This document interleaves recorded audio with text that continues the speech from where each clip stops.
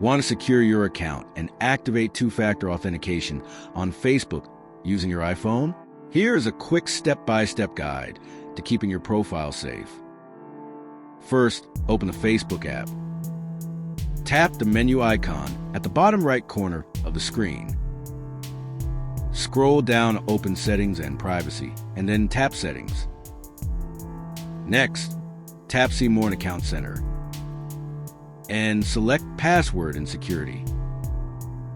Tap on Two-Factor Authentication. Choose your Facebook account to manage your security settings.